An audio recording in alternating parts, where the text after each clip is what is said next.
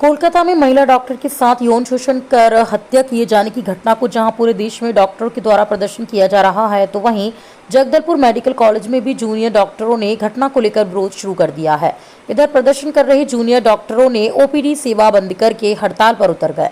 बाकी आपातकालीन सेवाओं को सीनियर डॉक्टरों ने संभाल रखा हुआ है।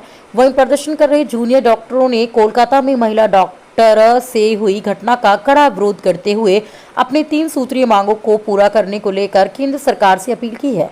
अपनी मांगों में जिन लोगों ने महिला डॉक्टर की यौन शोषण कर हत्या की है, उनके दोषियों के खिलाफ सख्त से सख्त कार्रवाई करने, साथ ही डॉक्टरों को प्रोटेक्शन एक्ट तत्काल लागू करने की मांग और इसके अलावा देश भर के हॉस्पिटलों में सीसीटीवी कैमरे लगाए जाने और गार्ड्स की तैनाती की मांग की है। वहीं जगदलपुर के मेडिकल कॉलेज में प्रदर्शन कर रहे डॉक्टरों ने कहा कि जिस प्रकार महिला डॉक्टर के साथ यौन शोषण करके हत्या कर दी गई है, इस पर सीबीआई जांच की जाए और मेडिकल से जुड़े लोगों को सुरक्षा दी जाए। साथ ही कहा कि पढ़ाई कर रहे डॉक्टरों को आने जाने और हॉस्टल में भी सुरक्षा के कोई ठोस उपाय केंद्र सरकार करे। जिस प्रकार की घटना कोलकाता में हुई है वह काफी निंदनीय है और ऐसी घटना के बाद महिला डॉक्टर अपने आप को असुरक्षित महसूस कर रही हैं और केंद्र सरकार से इन सभी 3 मांगों को जल्द पूरा करने की बात कही गई।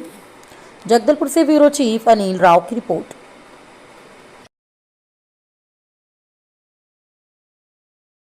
कोलकाता में जो घटना घटी है एक फीमेल पीजी रेसिडेंट के साथ, पहले तो उनका यौन शोषण हुआ, फिर उनकी हत्या कर दी गई और ये इस जघन्य अपराध का विरोध करने के लिए हम यहाँ इकट्ठा हुए हैं। हम चाहते हैं कि इस मामले में सीबीआई जांच हो और निष्पक्ष जांच हो और इसके बाद हमारी कुछ और डिमांड्स हैं जो बहुत समय से हैं कि हम एक central health care protection act and health care establishment protection act, मतलब हॉस्पिटल्स और हॉस्पिटल्स में काम करने वाले हेल्थ वर्कर्स के प्रोटेक्शन के लिए केंद्र सरकार बहुत समय पहले से एक एक्ट बना के रखी है, लेकिन उस पर कोई चर्चा नहीं होती, ना वो लागू होता है। तो हम केंद्र सरकार से भी निवेदन करते हैं कि इस एक्ट को जल्दी लागू किया जाए और हर राज्य में लागू किया जाए।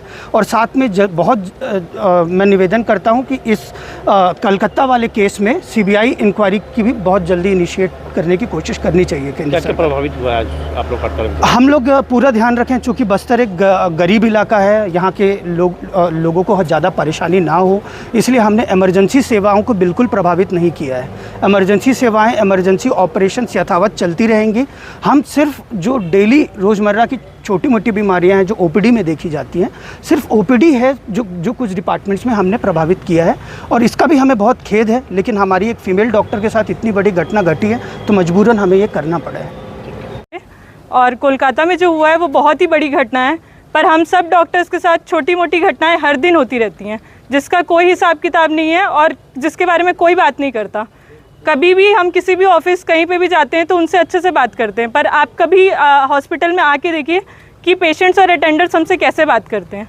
और हर फीमेल डॉक्टर, मेल डॉक्टर, कोई भी हो, हर किसी के साथ हुआ है।